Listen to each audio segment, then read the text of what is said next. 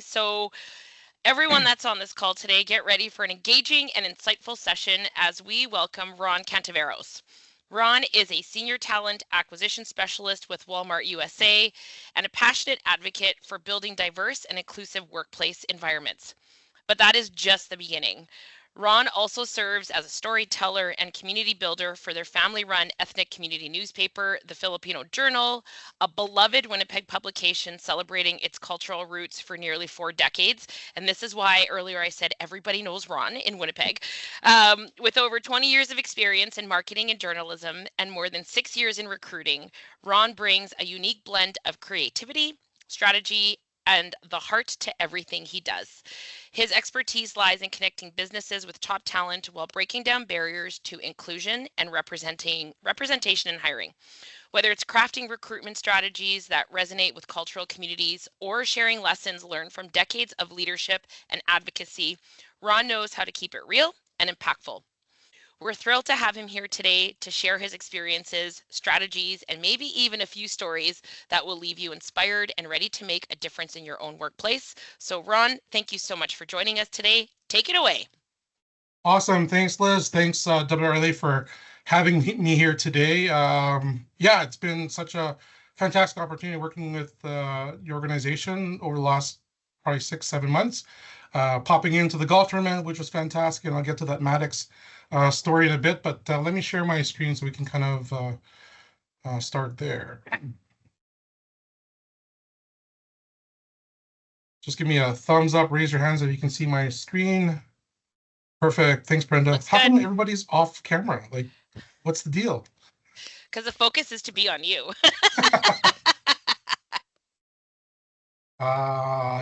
Perfect. Thanks, Samantha. So what I'm going to talk about today is really recruiting in cultural communities. And for lack of a better response, like I'm going to focus in on the Filipino community because that's my background, that's my upbringing, that is the area of expertise that I come to the table with, also being part of the Filipino community and also as our family newspaper, being part of the news cycle or reporting on community initiatives for the last 4 decades. And my parents started it in the mid-'80s, all because they wanted to elevate, promote what Filipinos are doing in the community.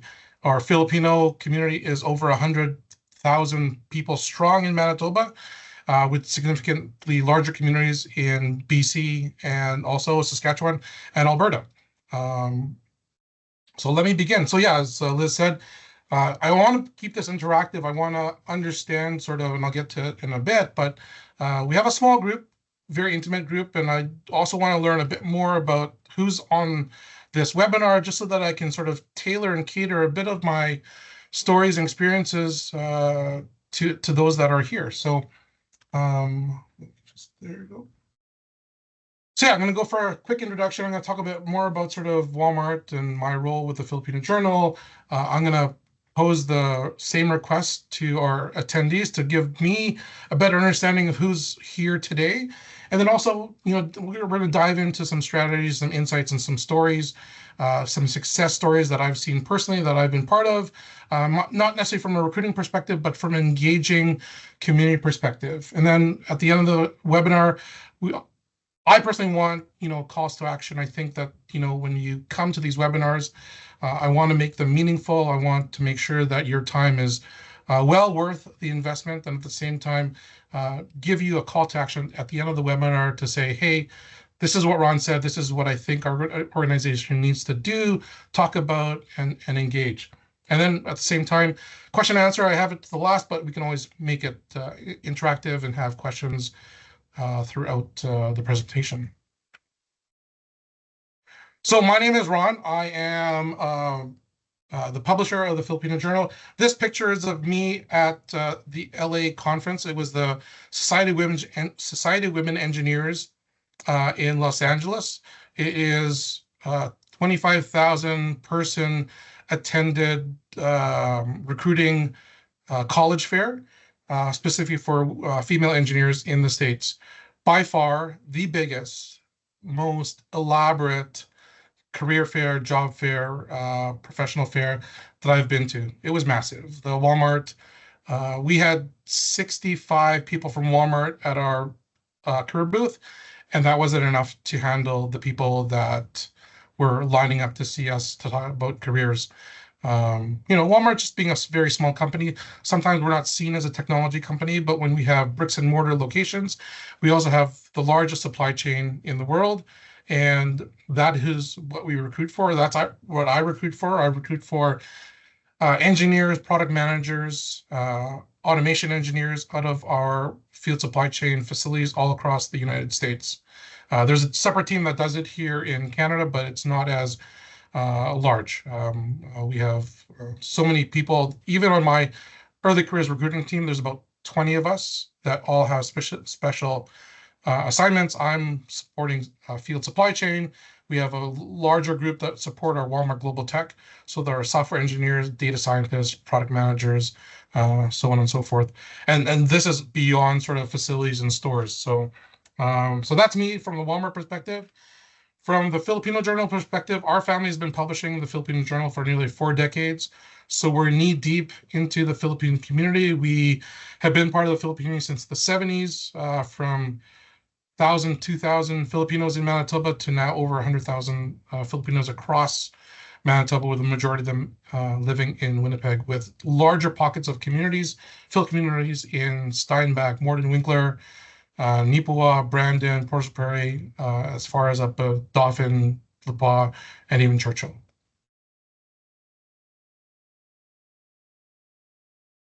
So this fun picture was from my visit last year to the show, and opportunity to meet a lot of individuals with WRLA, and also get a fun shot with somebody that's probably more popular than myself, Brenda and Liz.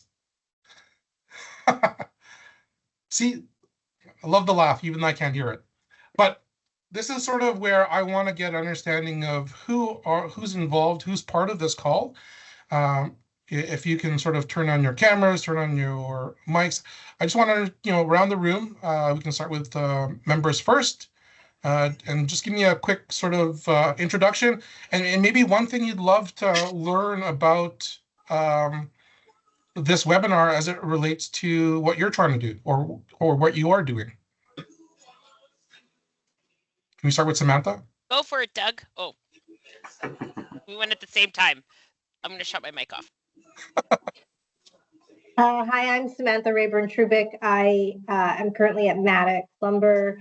I've been here for about a year. Previously, I actually spent 12 years with Walmart Canada in HR, and then moved over to Loblaws, moved to Target Canada, and then over to a company called Price Industries. Spent 9 years there, and then moved here. I don't know what I can tell you about me. I have a master's degree in disability studies. I'm really passionate about advocacy, and I do a lot of advocacy in my spare time. I'm president of Little People of Manitoba. I'm the advocacy director of Little People of America. So just, yeah, that's a little bit about me. In terms of what I'm looking for from the webinar, I really could, I tend to get stuck in my ways about how I recruit, and I really could use help with some out-of-the-box thinking. Perfect. Thanks, Samantha. I was going to go from top to bottom here. Doug Brown. My name is Doug Brown. I'm with Windsor Plywood in Calgary. I've been with Windsor for 22 years. I was running a corporate store for 21 years, and just last October moved to the Marlborough location. Basically, reason I wanted to go on this webinar is the community that is around us is extremely diverse, and something that's new to me considering where I was before. So looking for ways, ideas, suggestions to not only try to be more involved with the community, but we are going to be looking at some individuals to bring into the store, and looking at bringing people that are part of the community, understand the community, that could be beneficial for both of us. Perfect. Thanks, Doug. Next, I have Charlotte, followed by Elisa.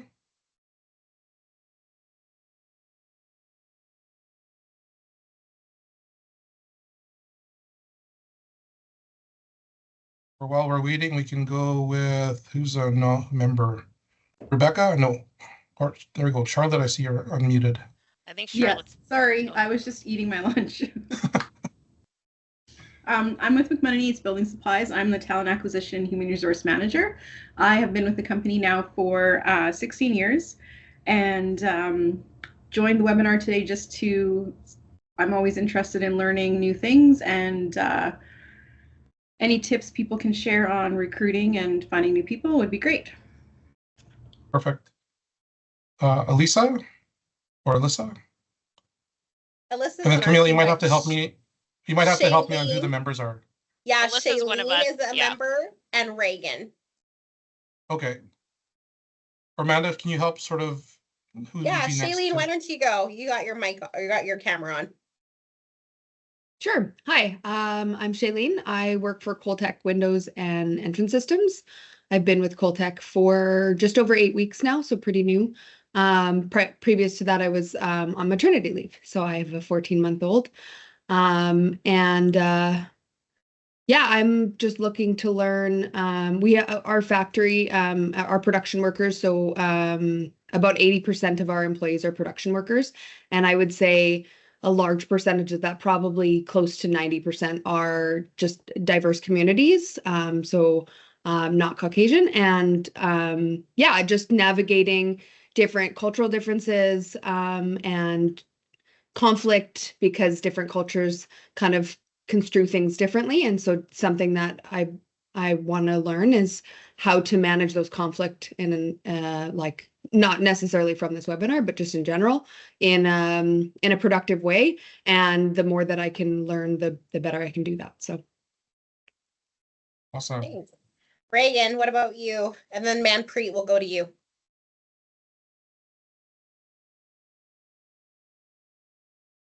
Or Manpreet, if you're ready, we can go.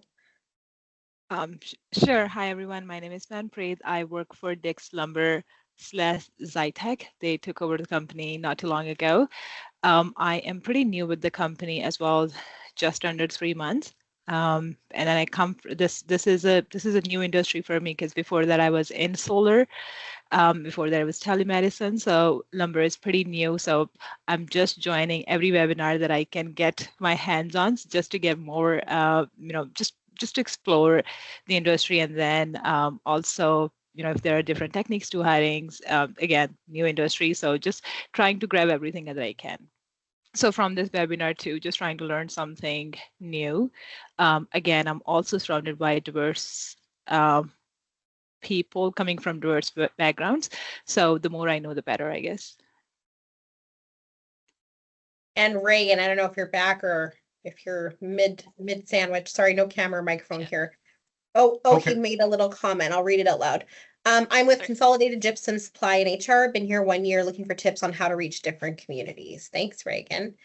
And then if I can just add on our behalf, we're really interested in this as well, because we're working on internships and we're really trying to recruit and create awareness of the industry as a whole, so that we can help funnel talent to our members. The information that you share with us, I think, is going to be really critical in terms of a broader view, so that we know how to tackle certain things and build strategies, not only for ourselves, but for our membership as a whole. So we're excited about that. And just from the marketing perspective too, is how do we reach these communities? What are those channels? How can we extend as the WRLA and help our members reach those communities as well?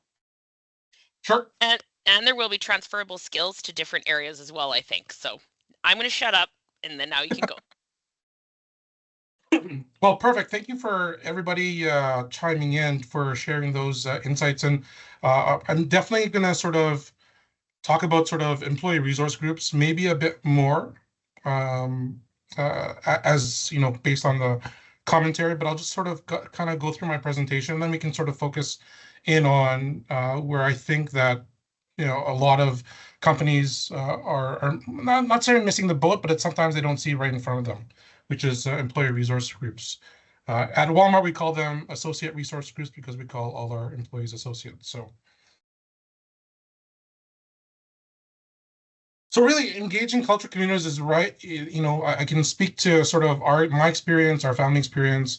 When my parents started the Filipino newspaper, We had the Winnipeg Sun, the Winnipeg Free Press, really sort of sharing stories about Filipinos in our community that weren't so good. And we needed a platform, we needed a avenue to highlight, to elevate, to promote the good things that we were doing that maybe mainstream media wasn't or didn't have the time or capacity to cover.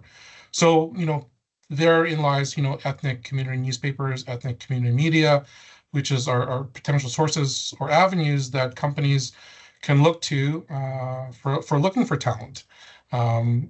We've partnered with WRLA to look at stories from the member associations that highlight specifically Filipinos that have come to Canada, have come to Manitoba, that have made the jump from starting over to starting a new career. And we're going to be working with association on those in the coming months. And we also have a few engagements, career fair, and also other opportunities throughout the year that we're going to be that we're going to start planning and announcing. But for the most part, it was really just having that conversation. It was, when I went to the convention, the thing last, was it February or January? Yeah, January. It was really just an opportunity to understand the membership, who they were, and also Brenda just started with them too, so it was an opportunity for me to say hi. And understanding that I'm in talent acquisition, there's a large need for skilled labor trades within across Canada, even in Manitoba, opened up the door for a conversation with Liz and opportunities to partner and how we can help. And so really that, when it comes down to working with businesses, it's working with businesses on several fronts. And I'll share a couple stories. For talent acquisition with WRLA, it's talent focused. With the Winnipeg Jets, and I'll talk about sort of the Filipino Heritage Night initiatives, it's really about getting individuals, families into sports, into hockey specifically, because, for the most part, we're a community that loves basketball, so go Sea Bears, but there's initiatives out there that we want to, get kids to trade in their basketball shoes for ice skates, and I'll speak to that in a bit.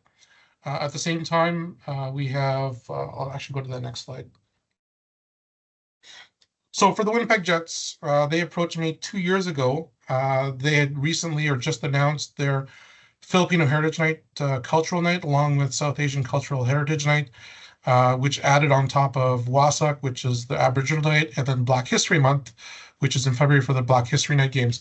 So they added 2 more sort of cultural history nights or cultural heritage nights, which is Filipino and South Asian. And from them, from an NHL perspective, was really just trying to grow the game within those cultural communities. When you see that there are 100,000 Filipinos in Manitoba, that really represents a large potential fan base. But before they can be Jets fans, before they can learn to love the Jets, they need to understand how to get on the ice. They need to understand and learn how to play hockey. Excuse me. And really, the parallel here is when you're trying to get individuals, and what Liz mentioned, how do we promote the Lumber Association or jobs within our sector to the community? And really, we look at employee resource groups or individuals within our own companies that are in front of us that are going to help us with those initiatives. So, for example, one of the initiatives that we had last year was WRLA was part of the Manitoba Filipino Street Festival. The Manitoba Filipino Street Festival is the largest Filipino community festival in Manitoba. It represents or has participation of over 100 Filipino communities. So it's an opportunity for WRLA and a lot of other sponsors to just show presence. And sometimes presence is really where you need to start. And then you build the brand, you build the connections, you build the pipeline that further down the road that maybe it's not the Filipino Street Festival, maybe it's a professional association that, that I'm trying to think if there's a professional association within the lumber industry or lumber membership that kind of, speaks to the professional accreditation or professional pathways that people in the industry can attain. So, for example, when Filipinos come to Manitoba, they're they're transitioning careers and transitioning skill sets. It's like, how can my skill set get me to a manager level? They're asking themselves, I can start off as a cashier at Tim Hortons. I can start off as a cashier at Windsor Plywood or a manager at the floor, but how can I get to a general manager? How can I get to the senior VP in the industry? So one of those interesting ways is really just, using, I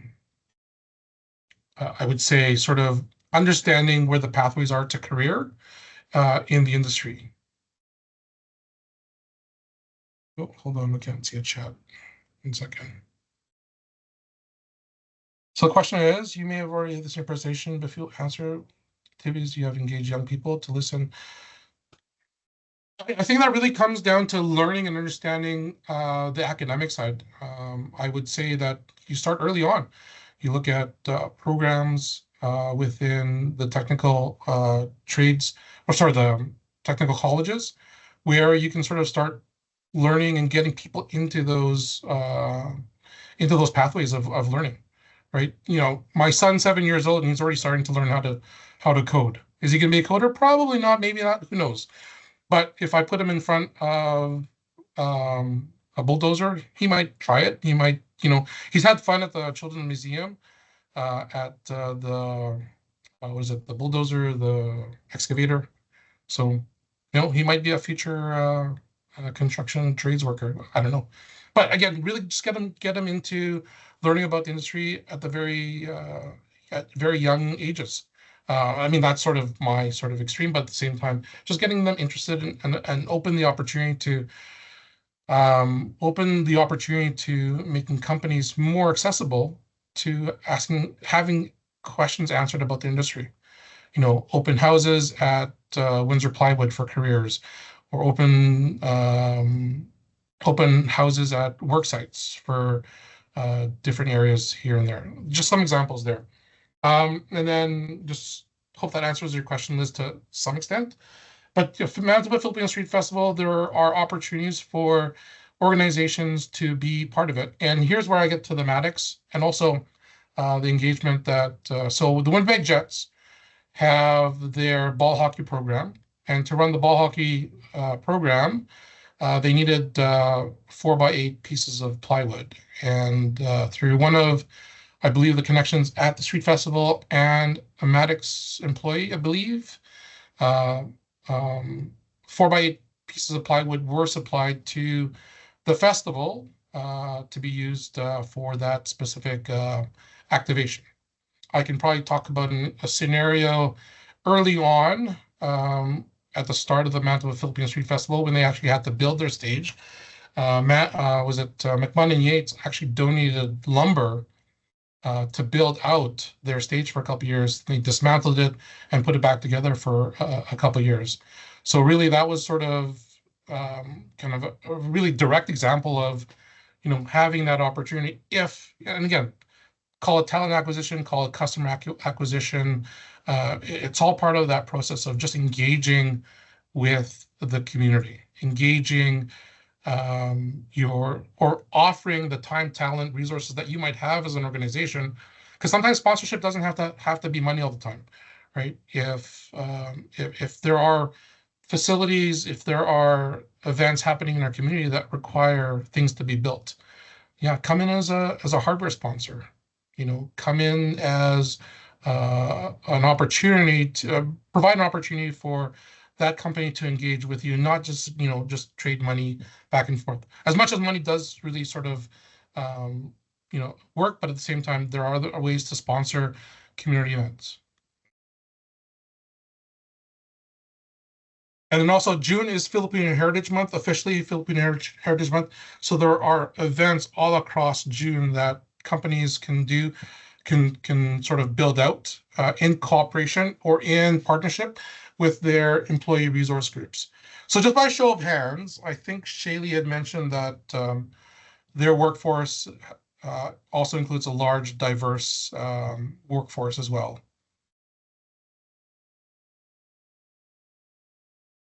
Perfect. Shaylee, I'm just going to ask you a question. Have you engaged your Filipino workforce in your recruiting? Have you been getting referrals? Have you tried getting referrals out of them? to build out pipelines? Oh, you're on mute. Sorry. No, so we are I'm still in the process of kind of learning what our managers do and how they recruit, because for up until I joined, they were doing a lot of kind of their own hiring and recruiting, and that's great for smaller companies, but we're definitely not there anymore. And so it's part of my process to, show up to be at webinars like this and just find other ways to recruit and then create better processes from that. So Sure. And Samantha, you had raised your hand too. Yeah, we have a referral program that I quite like. I brought it in when I got here last year, and it seems to work well. Well, referral programs. But I love these ideas that you're giving. I do enjoy it. Like, sponsorship isn't just time, and is more than just money. And I think that's important and a great way to recruit a little bit. So just out of curiosity, what do the referral programs look like? So, an employee can refer for a job that's open for referral. The employee would refer, and then we have different levels that we rate the job. So like an A, B, or C, and then and it depends on how hard the job is to fill. And so if it's an A job, you would get, I don't know, a gift card. A B, you get, and I'm just spitballing, I think it's like $400, and then a C is, like $1,000. Okay, cool. Thank you.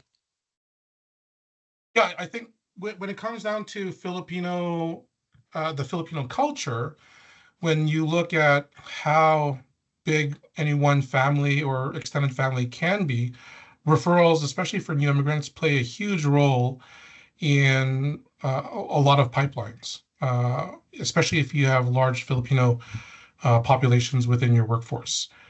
Because at the same time, what we might not know is they might have a brother, sister, and uncle that's waiting in the Philippines for a potential job offer.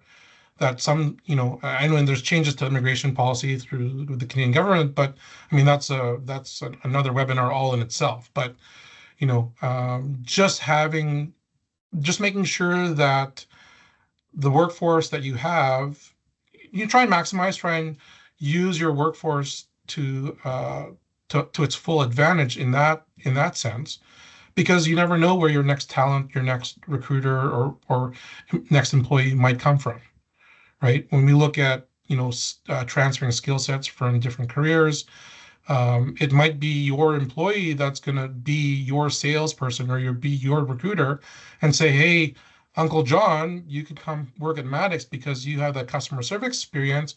You can bring it over to our organization and we can train you and we can develop you. As long as they understand, referral programs are great. Having financial incentives are great. But the biggest thing, I would say, and the biggest thing for referrals is knowing that you've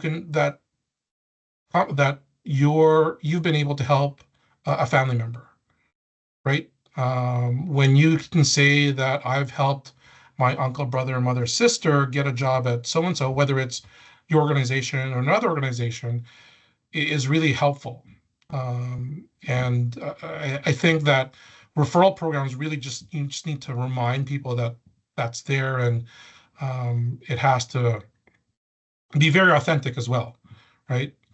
If you have employees that have announced that, oh, my uncle arrived from the Philippines and we went to the airport or what have you, maybe that's a cue to say, hey, what's your uncle's background?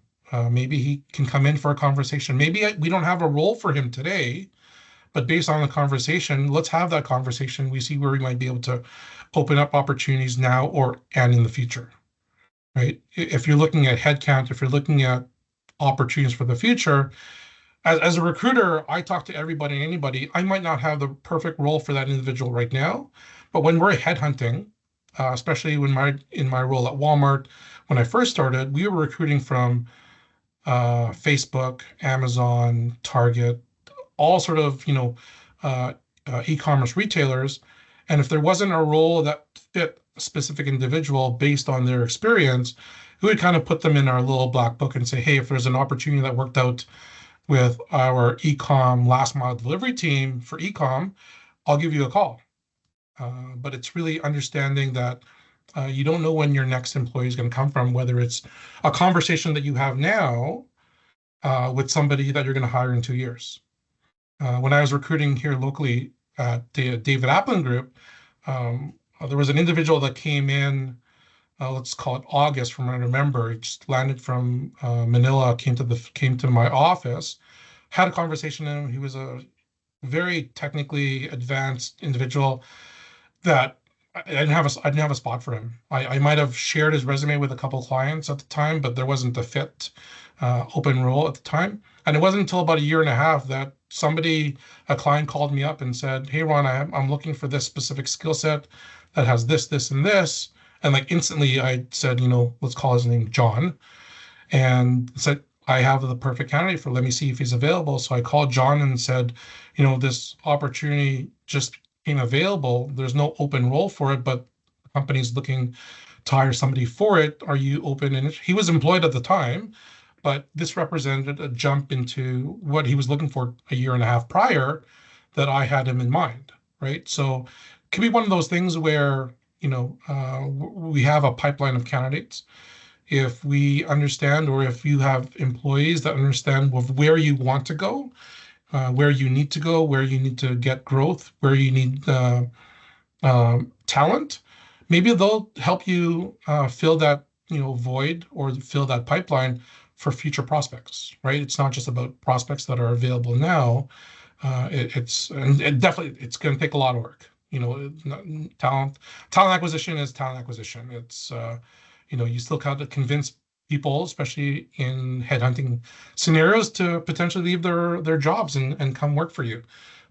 So it's also sales, marketing, a whole bunch of other things intertwined. But that's sort of the hat that I bring to my recruiting sort of framework. Is really just having that conversation with candidates, having conversations with hiring managers to say, "You've got this role in front of me. What do you need in 6 to 9 months? Because I'm going to be talking to a lot of people." Right? And if we know that there's a contract coming up for a housing community build and we need X number of people, it'd be good to know that, hey, if I come across a tradesperson, I'm going to make sure that I'm going to talk to them when we need them. Not because, I can call that person up at a moment's notice and say, "Hey, this opportunity is coming up available. Are you ready? Ready to jump? Let's talk." So, so employee resource groups are also very important for also internal education as well. So when you bring in Filipino staff, they bring in their culture, their perspective, their work ethic, everything else that comes along with being Filipino. So you might see more Filipino celebrations, more festivals, more potlucks with lumpia and pancit. So, and same thing with South Asian communities as well. Just understanding that food celebrations are always part of what they bring to the table, and it adds to company culture. You can invite us to any lumpia and pancit celebration where I will always be there. Perfect. Well, yeah, I'll make sure that I bring it when Brenda's there, because she's only going to bring half a tray, because she's only half Filipino. Hey. There we go. Any questions about employee resource groups? I know that employee resource groups are a huge untapped resource. We see it at Walmart. We have ASGs, associate resource groups, across all diverse communities, across even, so again, there's veterans, there's different areas where we have associate resource groups.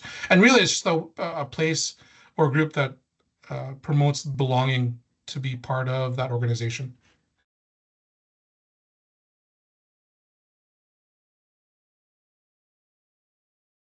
So here's where I kind of, talked about some of the stories that we've been part of, that I've been part of. Let me sort of go into sort of a bit more into detail with the Winnipeg Jets, just because it really is a program that's near and dear to my heart. And it really speaks to the level of engagement, the level of commitment that organizations across the board have to undertake or consider when we're looking at recruiting from diverse communities, or making sure that we are part of those diverse community conversations. So, excuse me. So 2002 was the first year the Winnipeg Jets launched Filipino Heritage Night. At the time, it was also a start for me with my 5-year-old son, who started hockey, Timbits hockey. At the time, there was 1.5 Filipinos on my hockey team. So Lorenzo, and then our half Filipino on our hockey team. And when I went to the Jets meeting, I said, you know, there's a lot of work that needs to be done in our community to grow the game of hockey. And this is a great start. Having a cultural night, having the funds, wherewithal, availability to host a game for the NHL, to say let's make this part of our initiatives to grow the game, spoke volumes. So, you know, at the, call it the front lines, where I was as a voluntold head coach for a U7 Timbits team with 1.5 Filipinos, really was a start. Through the last 2 years, there are programs within Hockey Canada, that promote the game, that grow the game, namely First Shift. So the Winnipeg Jets invested in a lot of their funding into the program. For the last 2.5 years, we've introduced the game of hockey, skating, to at least 240 families, South Asian, Filipino, Chinese, Ukrainian, Asian families that have never learned how to skate in their lifetimes. They're brand new to the sport. They didn't even know how to put hockey gear on, let alone lace up skates. So we had to step back and really just learn and teach families what hockey was all about. Even so much so as teaching adults how to skate too. So safe to say we're 2 years out. I am now the head coach of a U9 hockey team, which has 4 alumni from the First Shift program. We have 6 Filipinos on our hockey team on a roster of 12. And there are other Filipinos in our U9 Seven Oaks program. I think we have enough just to probably put up two teams. So in that itself has grown so much. So that is really the direct reflection of the investment by the NHL to engage a champion in our community. It was me, and there's a few others that are working with me to do that. And I think that when it comes down to parallels for the association, is really, you know, let's look at the membership, and from those member organizations, can we build out a championship team?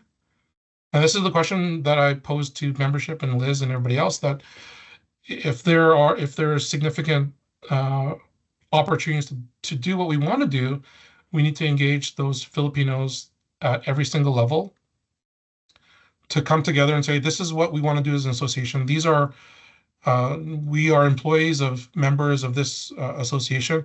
We want to grow the Filipino talent pool, the pipeline. We need your help. How do we do that? Many things. We need to understand what their needs are from a pipeline standpoint. How can we help them facilitate, and not pre-screen, but I mean, sometimes it can be that it can help sort of talent acquisition partners.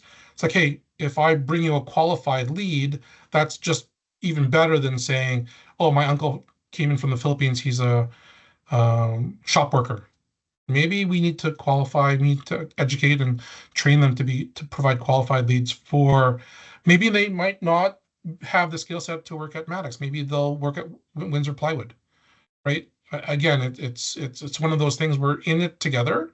At the end of the part of the story is, maybe they might start working for Windsor Plywood. Maybe there's not an opening at Windsor Plywood for them to advance. Then they move into other opportunities with other organizations within the industry, right? So, Ron, sorry, can I ask you a question? Sure. So a lot of our members are all across the West. So right now, obviously, we've got the career fair in April that's taking place. We're going to participate in that for sure. But when we look at the landscape of our members, they're spread across the West, rural communities. How do you, like, do you have partnering organizations that you work with that you can connect us with that we can then have our members also reach out to, or as we're recruiting attendees for career fairs, because we bring the members together, we want to bring as many potential prospects to fill those positions. So if you have some recommendations for us, I think all of us would love to hear that. I would sort of turn that back to members and say, where are your Filipino employees? Let's talk to them and say, where can we engage in our community? I might not be familiar with a lot of the Filipino associations out of BC, Alberta, or Saskatchewan, but if Doug has Filipino employees that are active in the community, he can simply have a chat with them and say, hey, we want to hire more so-and-so. We need your help to hire from the Filipino community. How can you help? Right? He might lead them to a Facebook page. He might lead them to a Slack channel for, IT professionals. You can, if you look at Filipinos on Facebook, Facebook is really the biggest platform that our community uses for social interaction, right? So if you look at Filipinos in Manitoba, or go to Facebook, Filipinos in Alberta, Filipinos in Saskatchewan, I'm sure you're going to find a couple. And if you even have a chance to chat with one of your Filipino employees and say, if I was going to hire from members from your community, what would be the best way? Where would I go? Who would I talk to? Are there community leaders that can help me with this? As much as I'd love to help people and companies all across Western Canada, I'm not familiar with, unfortunately, community groups at a very local level in those communities. Winnipeg, Manitoba, I can give you 10 people right now, right? But it really is up to sort of member companies to talk, and I say this very bluntly, talk to your employees, ask them where we can collaborate, ask them where we can, hey, can you bring, where would be the best place I can get lumpia and pancit, and go there as a go there, just go there as a employee organization and have that conversation, have those chats, and say, maybe it's the manager at Max's in Edmonton that's like, oh, I know this, you can talk to this association. And so some of the advice that you're providing for the Filipino community, obviously this would translate to other cultural communities to some extent as well. So what you're recommending, we can apply that into different communities. So I know, for example, where Doug is located, he has a very high Punjabi population. So if he were to take what you're saying, then basically just kind of apply that to the various cultures that you are looking to recruit, correct? Oh, absolutely. And that's where I said, that's where I tell companies that your own employees are the biggest potential opportunities to fill your pipeline. Okay. And again, filling the pipeline is just understanding where to engage, where to have that outreach, right? For example, if we didn't connect last year at the trade show, I don't think we'd be at the Manitoba Street Festival. Right. Right. And I wouldn't be here talking to your members about where we need to have that outreach. Well, and we for sure want to expand this connection across the West. So the more that we can start doing some of these things, and as we build our workforce development programming, this is something that we can even maybe take on some of the research as well, and then have almost like a hub of information that we can share with our members also.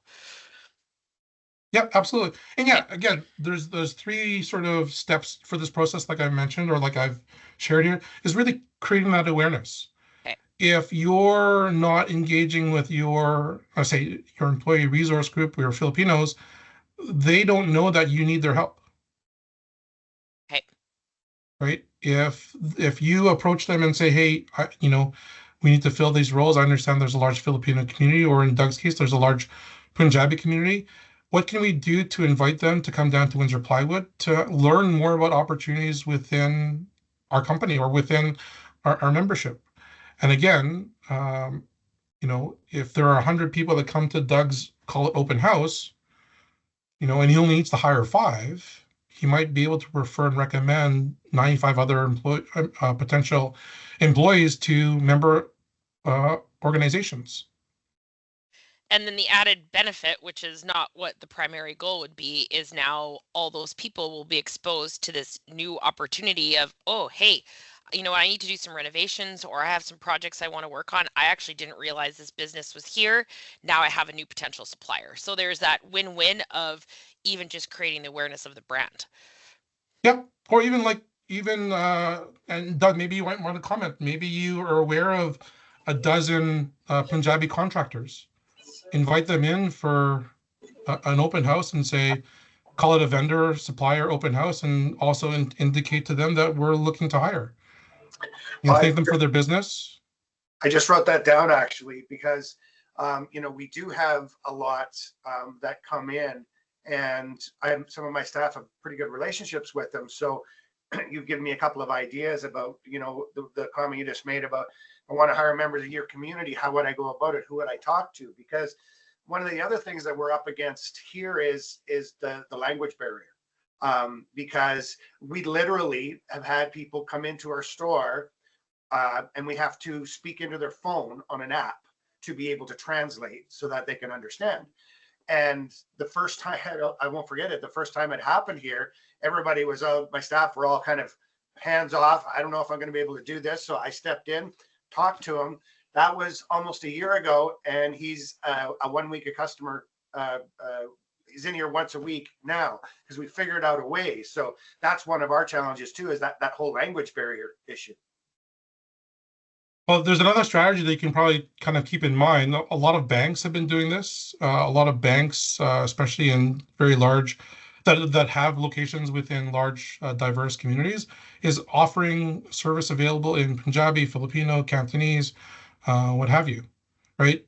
And you can get a customer for life that way. At the same time, it can be an opportunity for that customer to promote your business to put somebody that can potentially work for you.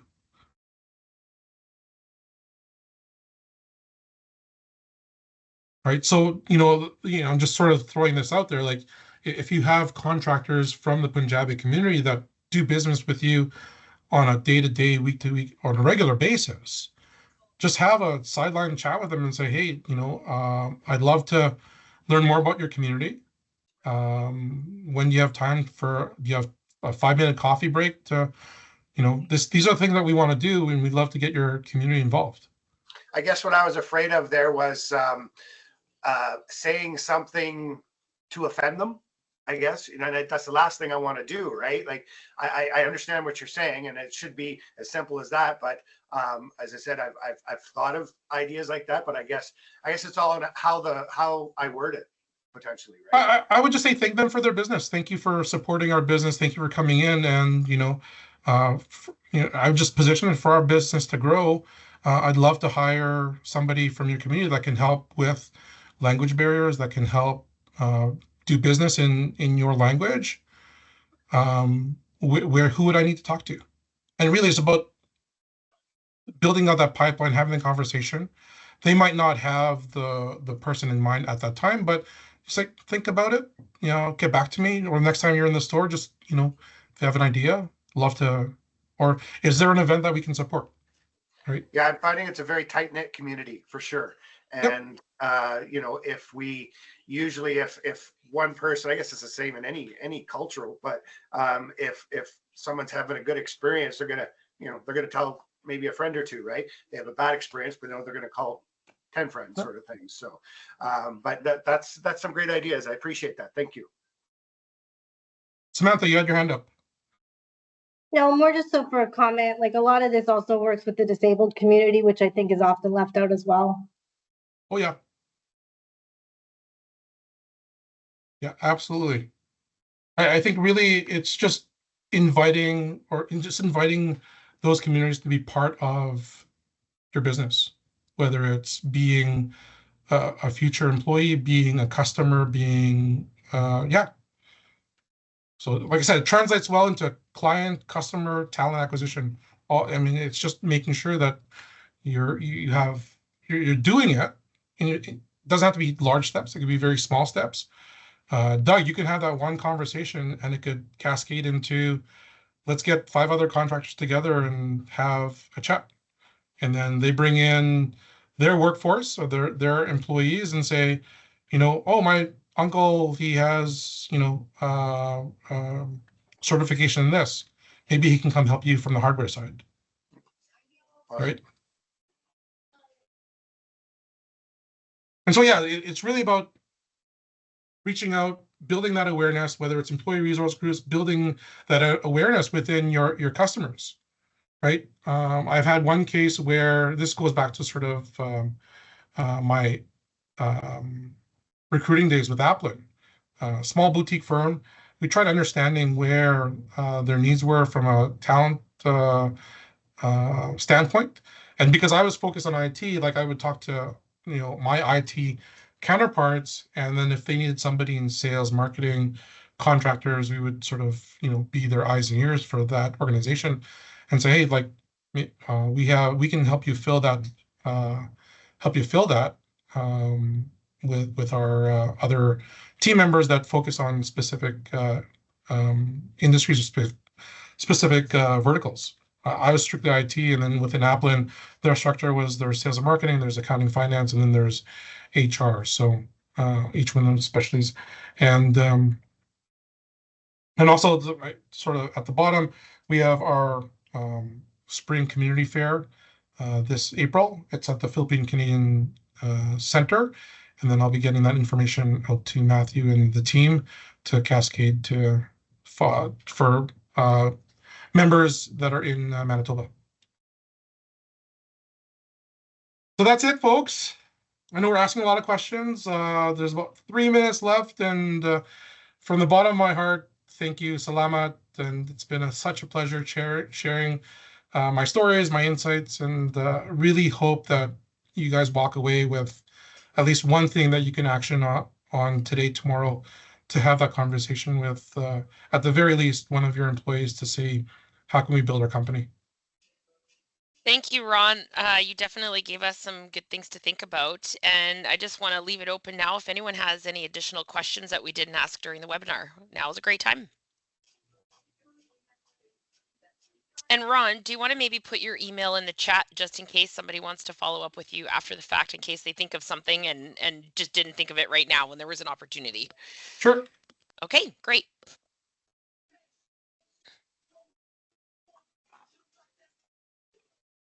And I'm also on LinkedIn.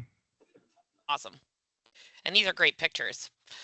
Although I look exhausted. I know exactly how I felt last year at that time. Well, thank you so much. If we don't have any further questions, Ron did post his contact information, so feel free to reach out to him, connect with him on LinkedIn, and obviously we're going to be continuing our career fair recruitment and internship opportunities. So if there are some unique things you'd like to incorporate, please let us know as we start developing that. Our next career fair is taking place in Edmonton in January, attached to the WRLA Showcase. So we are going to be expanding that all across the West, but our focus for the next one is in Edmonton. So thank you so much.